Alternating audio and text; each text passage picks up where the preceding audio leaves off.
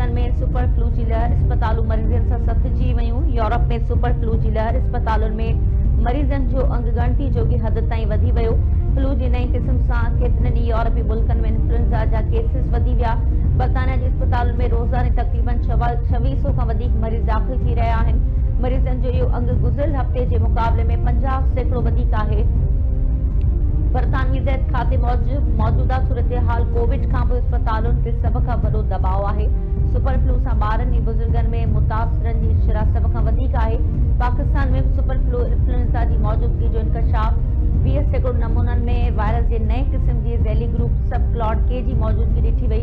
Super flu virus जूं अलामतूं ॿियनि influenza सां मिलंदड़ आहिनि, यानी मथे में सूर, नक वहण, बुखार जहिड़ियूं अलामतूं आहिनि। तिबी माहिर डॉक्टर राना जवाद असगर जो चवणु आहे त हिन वायरस खे सुपर फ्लू सॾियो पियो वञे, छाकाणि त दुनिया में उमीद खां वधीक माण्हुनि जो अंग मुतासिर थियो आहे। ॿारनि ऐं बुज़ुर्गनि खे वैक्सीन लॻाइण घुर्जे।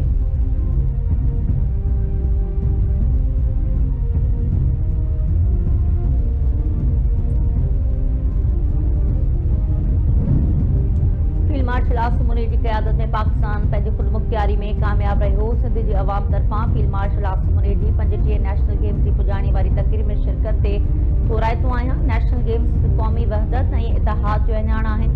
सिंध में नेशनल गेम्स कराइण एज़ाज़ जी ॻाल्हि आहे। पीपी चेयरमैन बिलावल भुट्टो ज़रदारी जो 35 नेशनल गेम्स जी पुॼाणी वारी तक़रीर खे ख़िताब। संदसि चवणु आहे त नेशनल गेम्स क़ौमी हमांगी जे अज़म जो वरझाउ आहे। नेशनल गेम्स दौरान रांदीगरनि साबित कयो त उहे सलाहियतुनि खां घटि न आहिनि। उहे ई रांदीगर दुनिया में पाकिस्तान जे हाकारी तशख़ुस जा सफ़ीर बणिजी उभरंदा।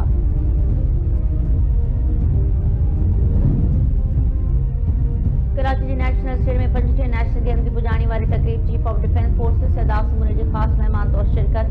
पीपी चेयरमैन बिलावल भुट्टो ज़रदारी, वॾो वज़ीर मुराद अली शाहपुर शरीफ़, बिलावल भुट्टो ज़रदारी फील्ड मार्शल आसिम मुनीर खे सिंधी अजरक की टोपी जो तोहफ़ो ॾिनो। पाकिस्तान आर्मी पहिरियों 20 नेशनल गेम्स जे क़ाइद आज़म ट्रॉफी खटण में कामयाब। पहिरीं ॿीं टीं पोज़ीशन हासिल कंदड़ टीमुनि में इनाम विरहाया विया। बहितरीन कारकर्दगी ते सिंध, पंजाब ऐं पाकिस्तान पुलिस खे ट्रॉफी ॾिनी वई। नेशनल गेम्स की मेज़बानी के लिए पाकिस्तान ओलंपिक एसोसिएशन जो झंडो पंजाब हवाले। पाकिस्तान मुआशी तौर ते बहरान में निकिरी चुको है। असांजा मुआशी अघ अखर बहितर थी चुका आहिनि। IMF पाकिस्तान जे लाइ $1 करोड़ जी किस्त जी मंज़ूरी ॾिनी। मैशत जटादार तरक्की जे लाइ पढ़ी सीड़पकारी खे हथी ॾियणी आहे। वज़ीर आज़म शहबाज शरीफ़ जो नेशनल रेगुलेटरी रिफॉर्म्स लाहौर में तक़रीब खे ख़िताब चयाईं। नौजवाननि खे फ़नी ऐं पेशेवरानी तरबियत फराहम करे रहिया आहियूं। असांजी हुकूमत उमीद जो आसरो न लाथो ऐं बहितरीन हिकमत अमली सां चैलेंजिस जो मुक़ाबिलो कयो। सुधारनि जो मुतालिबो अवाम ऐं कारोबारी तबिके जे गुज़िरियल केतिरनि ई ॾहाकनि खां ख़्वाहिश हुई। सीड़पकार, सनतकार, वापारी बिरादरी मुंझल कानूननि, गैर ज़रूरी ज़ाब्तनि ऐं ड्रिघे तरीक़ेकार खां परेशान हुआ।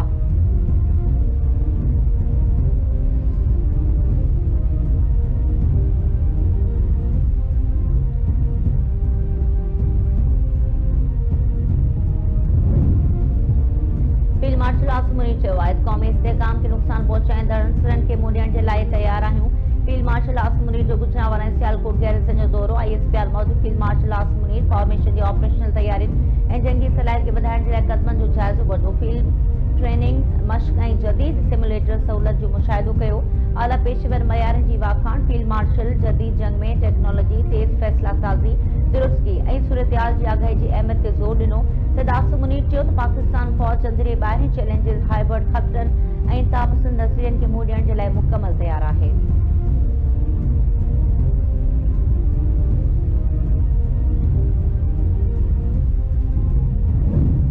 अॼु बि साज़िशी अंसर PTI खे वापसि आणण जी कोशिश करे रहिया आहिनि। 9 मई ते तबाही जो मंसूबो फैज़ हमीद जो जॉइंट वेंचर हो। फैज़ हमीद PTI बानी जे प्रोजेक्ट जो हेड हो। 9 मई ते प्लानिंग कंदड़ माण्हू अंदर मां बि हुआ, पर मेन पावर PTI ॾिनो। PTI बानी जे प्रोजेक्ट ते ॿिया बि कमु कंदा रहिया। बचाव वारे वज़ीर ख्वाजा आसिफ जूं सियालकोट में मीडिया सां ॻाल्हियूं। चयाईं फैज़ हमीद मुल्क ख़िलाफ़ ख़ौफ़नाक रांदि खेॾंदो रहियो। जेकॾहिं फैज़ हमीद ऐं PTI बानी जो मंसूबो कामयाब थी वञे हा त हालतूं कहिड़ियूं हुजनि हा। हीउ सभु मुल्की तारीख़ जो शर्मनाक बाब आहे। फ़ौज जे इदारे शफ़ाफ़ियत सां ISI जे अॻूणे सरबराह खे सज़ा ॿुधाई।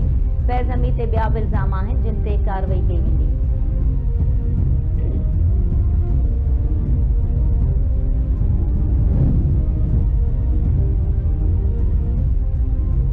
शिकारपुर में रईस वालक सरताज कांड भरिसां हथियारबंदनि जी फायरिंग में बजड़ा क़त्ल। हथियारबंदनि फायरिंग करे अहसान ऐं अरबेलो जतोई खे क़त्ल करे छॾियो। पुलिस वाक़े वारे हंधि पहुची लाश खणाए ज़रूरी कार्रवाई जे लाइ सिविल अस्पताल मुंतक़िल कया।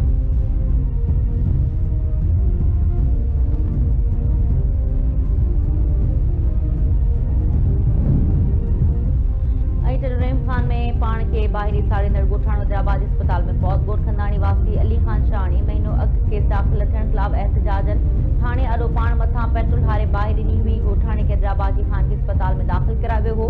इलाज दौरान अली खान ज़ख़्मनि जा सूर नसंदे फौत थी वियो।